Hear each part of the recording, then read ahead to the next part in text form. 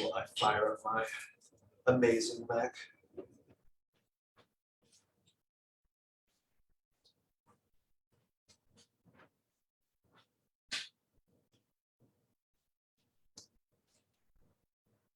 Oh.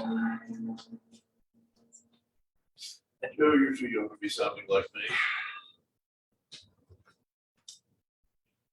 Well, it's hard not up.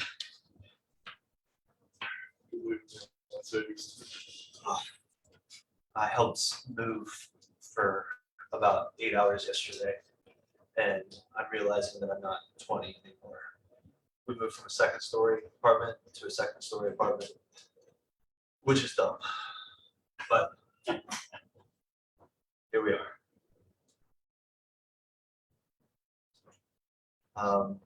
And then, Johnny, if you are able, you're better at doing things than I am.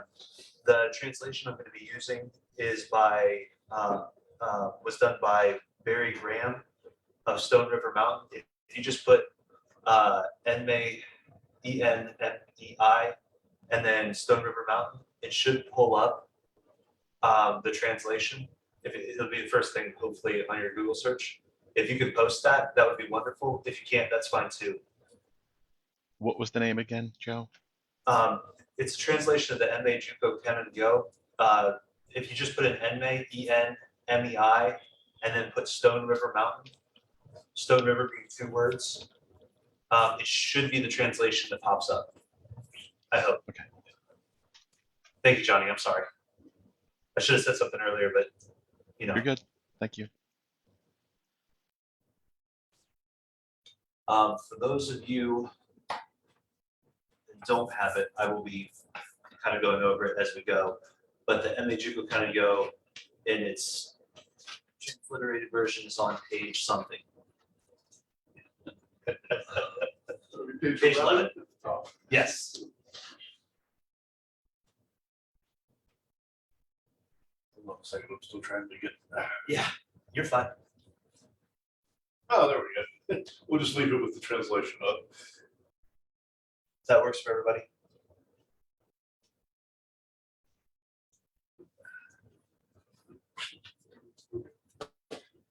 Oh, I've got that to adjust. Okay, I'll talk about that in the tech meeting too. All right. All right, let's get started. Okay, so for today's talk, I would like to discuss the Enmei Jukku Kannon Go, a sutra that is printed in our practice guide on page 11. I put a question mark in there, so I wasn't sure. For this purpose, I will be using the translation that's posted there by Dogo Barry Graham of Stone River Mountain Sangha.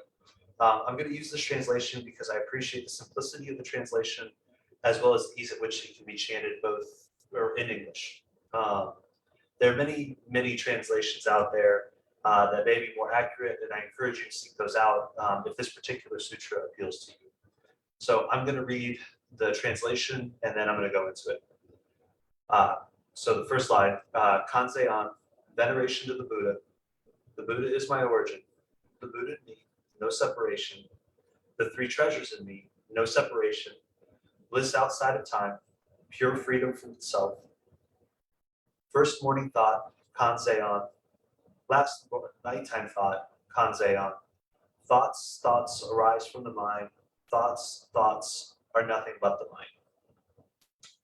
So let's start with the title. Enmei Jukku Kannon Go. Dogo Graham translate this as 10-line, life-prolonging Kannon Sutra. It might be helpful to remind everyone that Kannon is synonymous with Kanzeon, Avalokiteshvara, Chenrezig, Guanyin, or most simply, just a personification of compassion. So the 10-line life-prolonging compassion sutra. I've also seen the life-prolonging as life-enhancing or life-sustaining. So whatever he translated it as life-prolonging. This sutra is a shortened synopsis of the Lotus Sutra, much in the same way the Heart Sutra we chant is a condensed version of a larger Heart Sutra out of the Abhidharma. I like condensed versions of things because I'm dumb and lazy, or both. So I make it easy for me, and So make it easy for me and give me the important parts. For those of you that don't know, the Lotus Sutra is a very long sutra that's very important in the Nichiren sect of Buddhism, of Zen Buddhism. We reference it occasionally. It's not the most important to us, but it's an important thing. And this sutra, the Enmei Jukku Kannon shortens it to its highlights for the most part. So, Lotus Sutra, very long, very technical. This sutra, 10 lines, very simple. The title, what's the sutra for? It's for life belonging, or life sustaining, or life enhancing. What's its focus? Compassion. How long? 10 lines. Simple and to the point. 10 lines to help you focus on compassion and prolong your life or enhance it. Sounds good to me. All right, so let's get to the text. So first line, kanzeya, or just compassion. Here the sutra is establishing the focus of the remaining lines, but also what it regards to be the most important aspect of the larger sutra. By naming the Bodhisattva, I think it is also indicating the embodiment or embodying of compassion. The sutra is telling us in the first line the importance of compassion and of being a compassionate person. Next two lines. Or next line, second line, veneration of the Buddha. Here the sutra is name-checking the source of the, or inspiration of the sutra. In essence, the sutra is saying compassion is super important. Why? Oh, remember that guy, the Buddha? That's because he said it. And we're going to thank him for it here. Third line, the Buddha is my origin. This line invokes a very special person too, you. Remember, you were the one chanting the sutra, and this line brings you into it. The Buddha is your origin. Next line, the Buddha and me, no separation. You, the Buddha, you're the same thing. There is no difference. You are Buddha. This is foundational in our version of Buddhism, but it's also an important distinction that your Buddha nature is inherent in you. And we'll get more to that later. Next line, the three treasures and me, no separation. It's the same with the Dharma and the Sangha. You are not separate from them. You are the Dharma and you are the Sangha, and you are not separate from them. The Buddha is our nature, Dharma is the way things work, and Sangha is the world and our connection to and with it. In essence, you are not separate and cannot be separated from the Buddha or your Buddha nature, the way things work, your interdependence with the world, or your connectedness to everything in the world, your interconnection. You are all of that. And what do you get if you realize these things? That the Buddha is your origin, you are a Buddha, you are no different from the three treasures, all of these are interconnected. You get bliss outside of time, pure freedom from the self. This is nirvana. This is enlightenment. The complete and total realization that there is no separation between you and all the things that are, and letting go of a separate self brings about the cessation of suffering and pure bliss. No more rebirth, for those of you that believe in it. Pure freedom from the self is nirvana.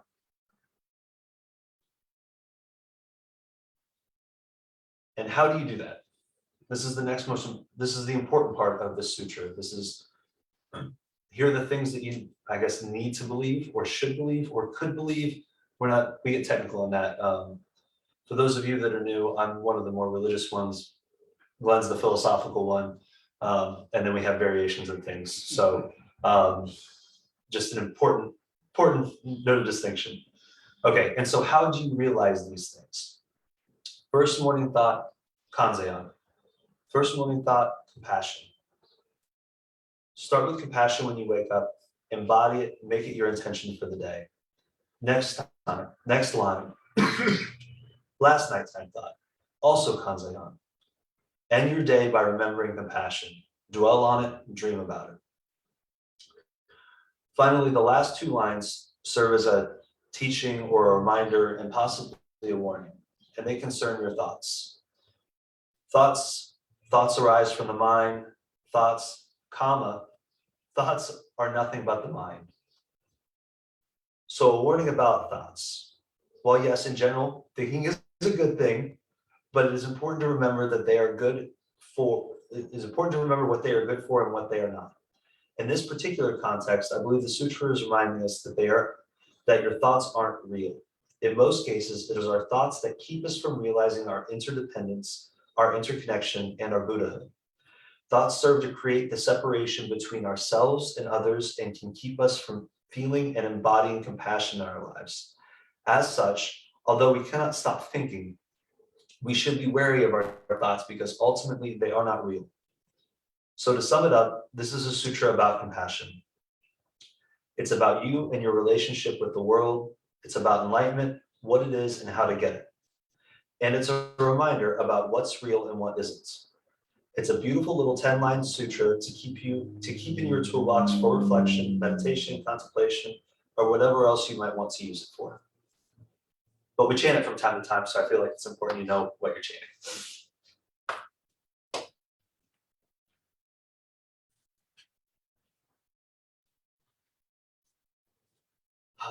And now we move into the open discussion part. Feel free to ask questions, comments. Looks like Good Johnny's got some- morning. Oh, I'm sorry, Joe. Hi, it's Jenny. Good morning, everyone. I am so grateful for this because I had never broken down the 10 lines show, and I really appreciate it. And you know, I don't know if this is the word in a dictionary or not, but Pete always says everything, and we're all intertwingled. And that's the word that came to mind when you were discussing not being separated. So I smile and I think of Peter when I think of intertwingled, that we're intertwingled with the Buddha and the Dharma and the Sangha. So I really thank you so much. And I'm hoping maybe at the end we can end with the actual sutra, and I'll try to keep up this time. It's very hard for me because I have asthma. So I take a breath and then try to get caught up with everybody. But I know that's training your breath as well. And I'm trying to learn to chant. So thank you so much for breaking this down for us today, and its precious meaning of leading with compassion. I really appreciate it. Thank you, Joe. Good to be here today. Are you asking me to end with chanting? I would love to. I'm hoping that Glenn's radio voice and Broadway musical voice, the deepness of, when we chant together, I know it's not about perfection or trying, but I learned that, it becomes innate or a natural part or muscle memory when you chant. And I know that I'm learning how to, but I think this is a soft place to land for me. I know it is.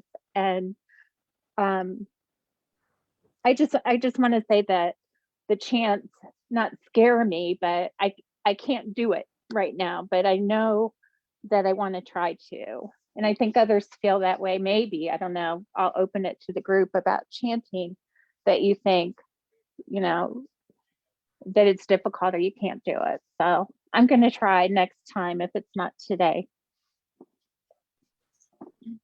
Thanks, Jenny. The invitation has been made. We're doing it. And actually, Jenny brings up a really good point. We don't chant very often here at the center because we have a tendency to appeal to more of the secular Buddhist community in Columbus.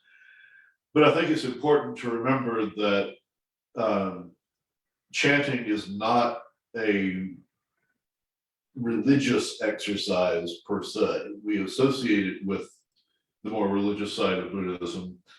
But I love what you said, Jenny, that chanting embeds something in our micro memory, that the more you chant something, the more it becomes just ingrained in you.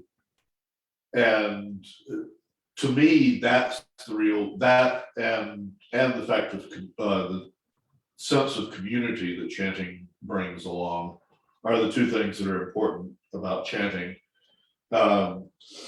one thing about the Enmei Jukku Kannon Gyo, if you go to traditional Zen centers, this will be chanted.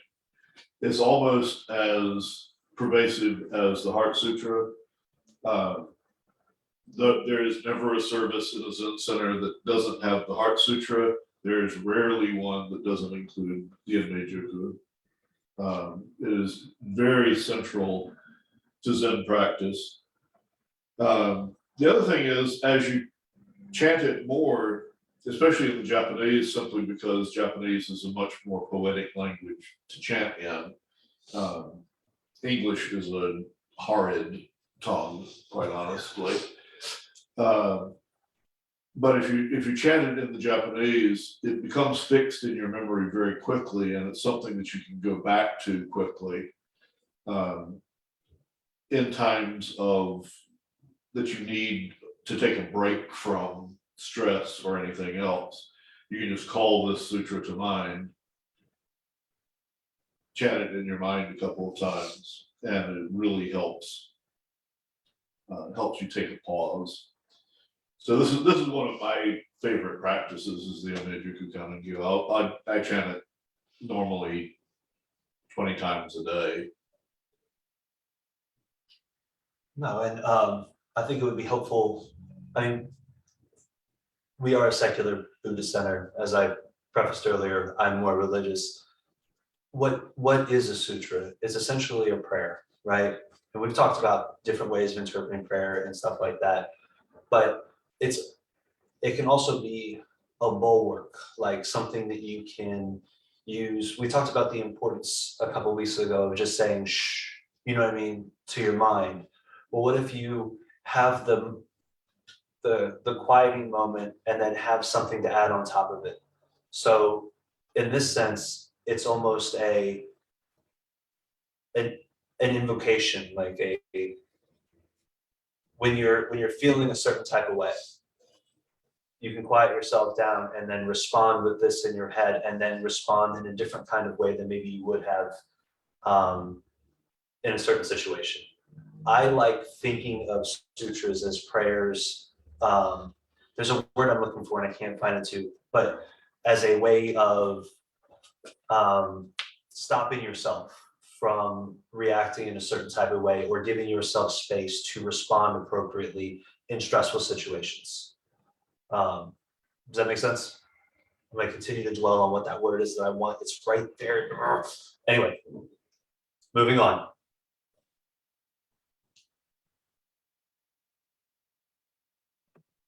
I'm feeling a little frustration about the distinction that seems to be implied about being religious versus being secular in our Buddhist context.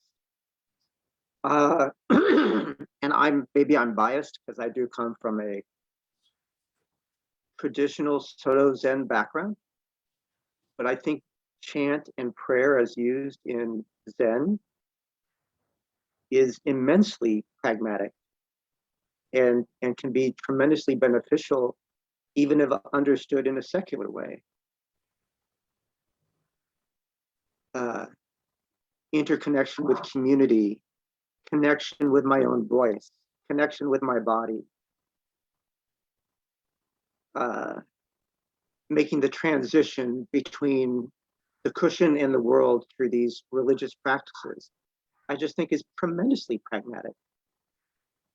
And I sure welcome a discussion around that if you wanna maybe speak to that. I know it has worked for me tremendously. So I would love to hear more if you want to talk about this and perhaps how this relates to our sutra today. Yeah, and Dorian, honestly, I agree with you 100%. And maybe we'll put it to a vote of the Sangha to decide whether we bring chanting a bit more into our regular practice. I remember that early on, many of you remember Dave Buchanan, his beautiful version of the Heart Sutra we read today. Dave was one of our early members and is a dyed-in-the-wool secularist. but we had one of our early retreats was about chanting. And he came out of that being a huge fan of the Enmei Jukku Kannon and said he actually uses it in when he's walking or anything else. He calls it to mind quite often. So yeah, I agree completely. I don't personally see that division, but this is a discussion we can definitely have. You're not going to have to convince me to bring chanting into the Sangha. And maybe I can speak a little bit to the distinction, for me at least. There's the secular view of things, which I think is practiced by most of the people in the community, where these are words, they are helpful, they do something for you, but in a non supernatural sense, right? I fall a little bit more that there's something more to these things. There's something more to the sutras. Like when a good window is that the Buddha said, here's the way the world works, here's the things, this is what matters, right? For the secular thing, you look at it and you're like, okay, I'm going to practice this. If it works, so much the better. If it doesn't, it doesn't. When I look at it, I say, he was right. Like, that is all that matters. That's the thing. And so for me, it's more of a religious thing. I don't want to say dogmatic, but there's something extra for me personally, when I chant the sutras or when I engage in the lighting the altar and doing the incense. There's an extra piece to it for me, which is why I make the distinction between religious and secular. Now, that's just for me. I don't care about you guys. You do what you want. Like, whatever works for you. But that's why I say I'm the more religious of them. I think that there's an extra piece to this for me. And I always want to be clear about that, because I don't want to come off as saying that the way I view things is the way that you have to view things when I'm up here.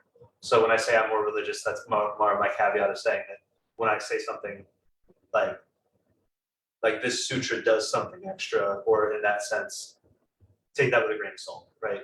I'm practicing a little bit different from Glenn or from Johnny. Johnny's smiling. So what do you got, Johnny? Yeah. So here we go from the pragmatic atheist perspective. Right? Real quick, Johnny. Number one, if anybody's interested, I did post a link to that translation in the chat window. If you're interested in accessing it. Number two, thank you so much, Joe, because I always appreciate whenever somebody kind of shines a light on something that's in our practice guide. I have a tendency from another wisdom tradition I used to practice to kind of say words and not think about them too much, right? And just get into this automatic practice mode where it's not very mindful or cognitive. So whenever anybody gives me some perspective or shines a light on something that we might repeat or chant or whatever, I always appreciate that. So thank you so much for bringing that up. I have so many thoughts. I'll just leave it with this. One, another thank you for reminding me of one of my primary and immediate goals, which is word economy. Your whole aspect of this is an efficient sutra or an efficient chant of a longer sutra, I certainly appreciate that. I guess the thing that struck me the most is the word prayer, because I love the cognitive dissonance, and I love anything that will bridge the cognitive dissonance. So what I'll say is one of my favorite quotes, and I forget who said it, but they were talking about Mother Teresa, right? And by the way, like, I so appreciate this Sangha because we can bring in other traditions as examples and not bristle at them or build a wall against them, right? So they asked Mother Teresa, what does she do when she prays? Like, what does she say to God? And her response was, nothing. I just listen. And then they, well, what does God say to you then? And she goes, nothing. He just listens. And I forget who said the quote, but they're like, if you don't get it, you're not going to get it. Right? The power of mutual listening and the silence and just letting it be. And in the same breath, I can go back to one of the early suttas, the Satipatthana Sutta, where the Buddha talks about the hindrances. And while, yes, there's such a strong undercurrent of inviting the silence to quiet down the volume of those thoughts, whether they're desirous or negative, he also says in that sutta, sometimes one of the strategies to deal with these hindrances is to smash a negative thought with a positive thought. So it's not just silence, right? It's kind of like the wheel of Dharma. I always say the curse is there's nowhere to hide, and the blessing is there's nowhere to hide, right? It's like one of those universal tools or a toolbox with many tools in it. I've said enough. I just so appreciate today's topic. And I welcome the discussion because the respectful discussions of very differing viewpoints in this Sangha helped me tremendously throughout my week and helped me kind of breathe and live the Dharma. So thank you so much, everybody, for your comments. I like what you said. I'm just going to highlight a piece of it. We have the hindrances, we have the afflictions, we have these negative emotions, we have these things. We also have the antidotes. This can be one antidote. Like, you're afflicted by something, you feel a certain kind of way, you can apply the antidote. It's like with the three poisons of greed, hatred.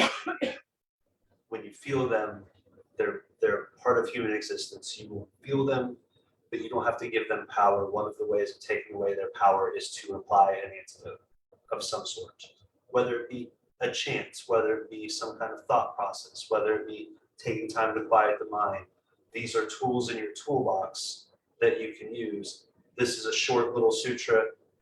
It's only 10 lines, easily memorized if you want to, in English, even if it's ugly, or in the transliterated Japanese, that you can use to center yourself at any given time. I like the idea of poisons and antidotes, poisons and antidotes. I feel like this has been a really great discussion, and I have very poorly formed thoughts about it. But I want to be careful that we don't walk away with a false dichotomy of you can only think about these things as pragmatic or as religious.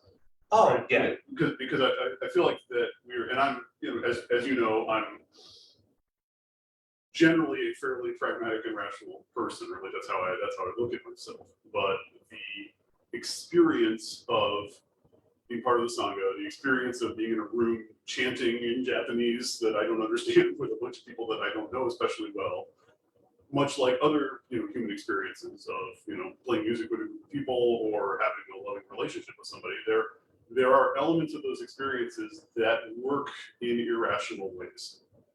That you can't explain why the experience is the way it is. You can't explain why you've changed when you're done with the experience. But so from a pragmatic standpoint, like some people have said, you can observe that it appears to be working. You can observe that something is happening, right? And you can just roll with that, and it's fine. But you can also observe that there isn't a rational, clean-cut explanation for why that happened, and that can be interpreted as the mystical or more spiritual part of the experience. And there's lots of those experiences, and we intentionally cultivate them here, which I think is really powerful. So I've got a lot of thinking to do about it now. So thank you for this discussion. But like I said, I don't want to walk away with well, you can look at it one way or the other, but they're not all in agreement. Like, that's actually not sort of the point. Correct. The point is we're striving to be in agreement of which pieces of this practice are helpful individually and collectively. And there are several skillful ways to approach it. There's a lot of power. What else do you think? Well put. I'm going to go as I often do, back to a kind of historical, philosophical point, and that is that much of what we label as mystical religious tradition came about as a very pragmatic move. So it is a purely false dichotomy.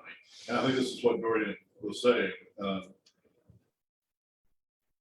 If you look at the concept of poisons and antidotes, and you consider holding the Lotus Sutra in your mind as an antidote, well, that means it has to be embedded in your mind. So what embeds it in your mind? Well, chanting it over and over again. And therefore we chant it, so it becomes embedded in our mind and part of our daily practice. But then as time goes on,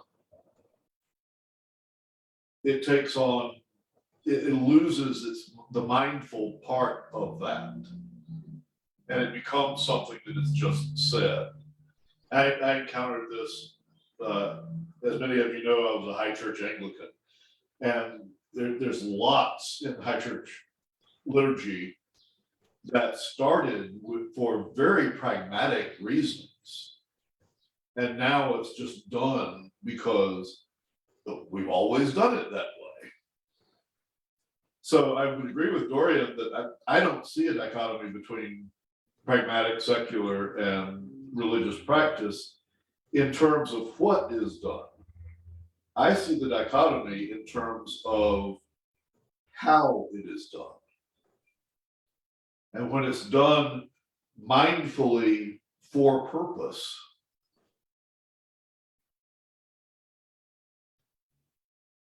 it has a pragmatic value.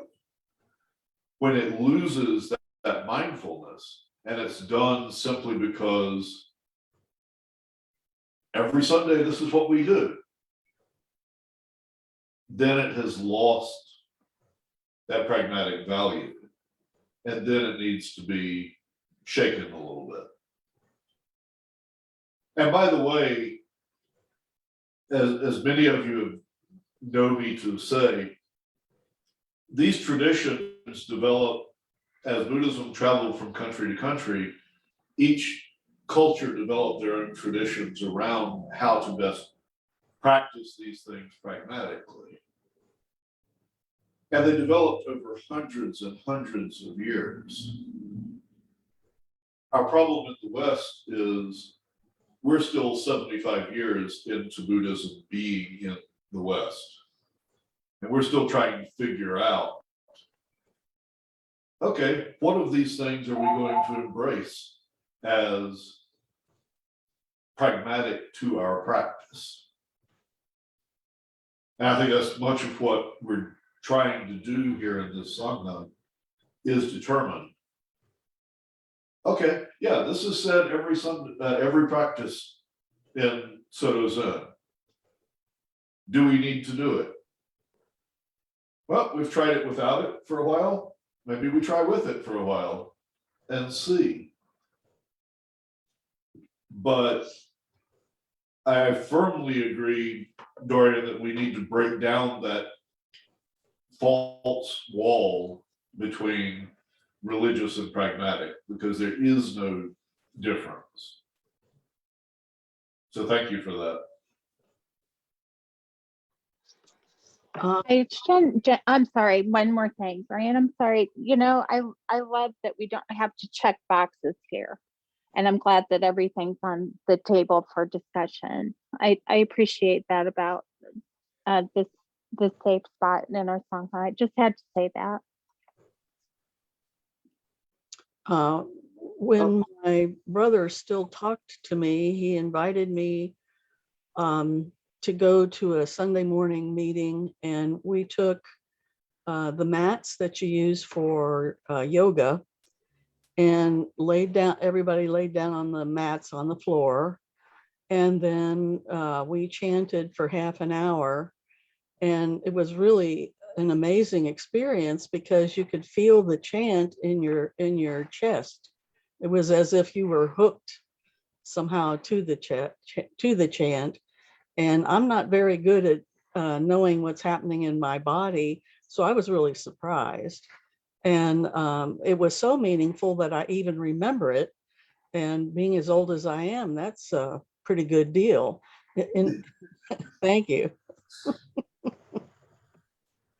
Could I add or share something around chant and ritual and so on? Please. And maybe Glenn, perhaps you were getting at this when you were talking about it sinking in through the chant. But also adding part of our experience, and I'm not sure who was speaking, I'm sorry, I couldn't see everybody there in the Sangha, but getting to the mystical and so on. It seems to me that part of what we're talking about has nothing to do with pragmatism. We are talking about states of interconnection and pure being. And I'm not sure how pragmatic that is. My experience with chant and ritual through Soto Zen has been one at times of a beautiful, non-dual experience of pure being,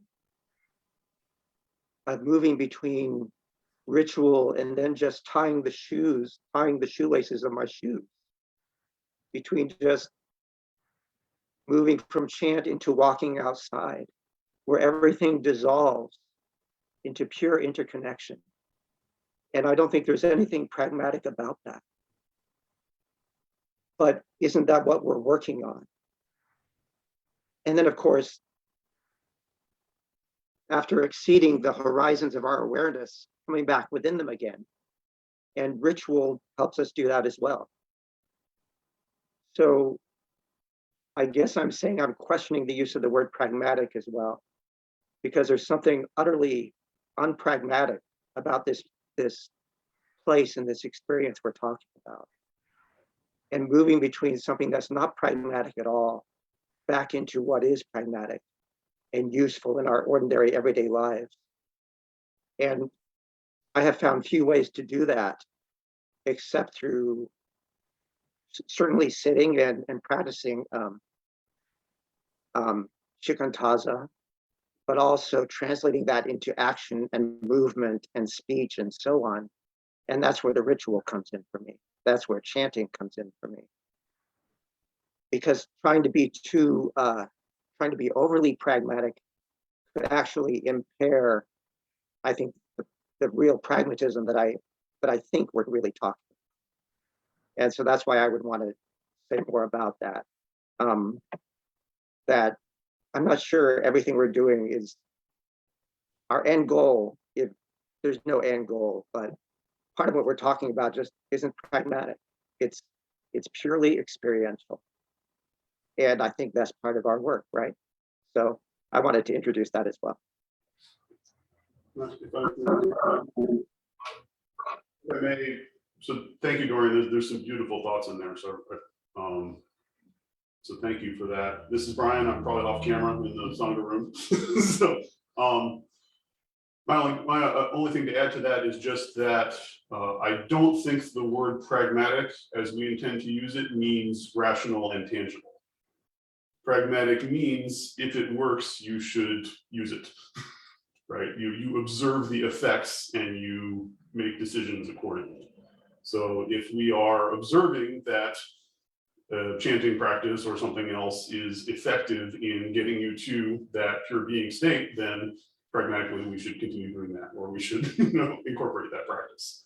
So again, I don't think it's this is not a pragmatic group. It is a pragmatic Buddhist group, which means we're pragmatic about the way we choose our Buddhist practices and the way we approach the Buddhist traditions. At least that's how I've interpreted it in my time here, and it's really fascinating and powerful to see how it has worked. And kind of, as Glenn said, the part about how we're running the experiments very intentionally to see what fits here in the West is one of the things that I really appreciate about it. So No, that's really helpful. I appreciate the clarification in this context. I really do.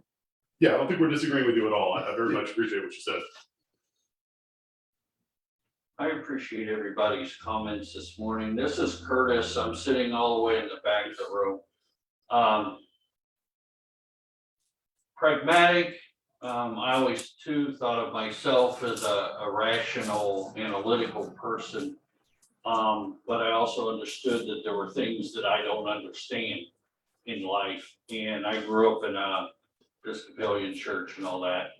And I know that, past generations, what they thought was magic today is just science to us. So when I think in the terms of pragmatic and or religious, for me, I'm still one in the fact that the universe, God, and Mother Nature are all synonymous. There's only one. And so if we're chanting and it's having an effect on us, whether we understand it or not, it's just as natural as going for a jog and enjoying it. We can't put religious or tend to think of things as supernatural. There is no supernatural. Everything in the universe is natural, at least from my point of view. I don't know if I expressed that correctly, but that's my. And I think one of the maybe I don't even know if the distinction needs made is that there's the pragmatic, and then there's the religious that we've talked about, and then there's the secular, and then I think there's another thing, the like the supernatural, or even the not mundane, if you will, if you want a more benign term. A lot of people in this community consider themselves very secular. I do not. Like I am not an atheist, and so when I approach these texts, sometimes I will have a flavor of that in them, and I think that's okay from a pragmatic standpoint too. I think we get hung up sometimes on the labels and everything, like we're doing now. But there has to be, I think, at some point of the pragmatic thing, if it works, just let it work. It doesn't matter if you're gonna put this label or that label on it. If chanting gets you to the place, Dorian, where you feel that interconnection, that the no separation, the no self, the nirvana, the whatever you want to call it, do it. If it works in a secular sense, do it. If you're looking at the Enmei Jukku Kannon and you say Kanzeon, that's the Bodhisattva compassion. I believe in the Bodhisattva compassion. That is a separate being I can pray to. It's intercessionary. That's fine too. If it works, let the thing do the work to get you to where you want to be. With caveats, obviously. I mean, don't like join a cult or anything, but you know what I mean? Like, but if you feel it working, if it's moving you, then does it really matter if you're praying to a God or you're doing it in a secular sense or whatever? Just do the work, get to where you want to be a better person. That's what we're all about here, right?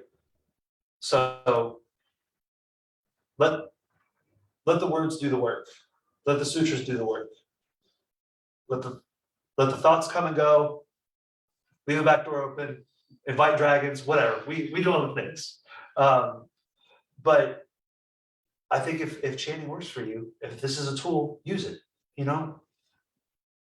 But we are getting toward the end. Who would like to say something that hasn't said anything? Is there anybody that would like to do that?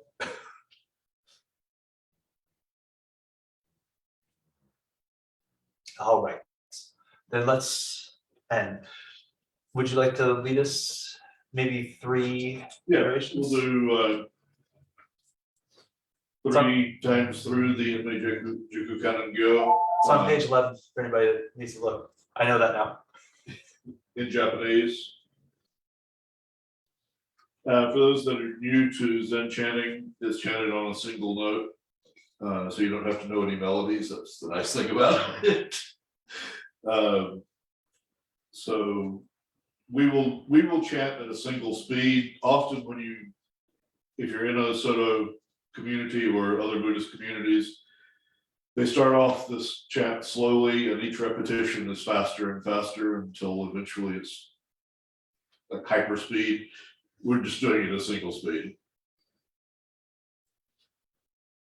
Kanze onna butsuyo butsuyu inyo butsuyu en uposo en jo rakuga jo chonen kanze on bonen kanze on en jushin ki en Furi Shinkanze Namu Butsuyo Butsuyu Inyo Butsuyu En Uposo En Jorakuga Jochonen Kanze On Bonen Kanze On Nen Nen Jushinki Nen Nen Furi Shinkanze on Namu Butsuyo Butsuyu Inyo Butsuyu En Uoso En Jorakuga Jochonen Kanze on Bonen Kanze on Nen Nen Jushinki Nen Nen Furi Shin.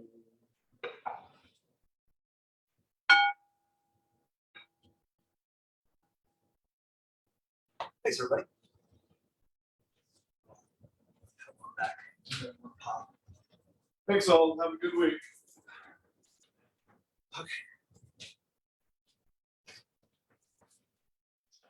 Thank you, everyone. Have a good week.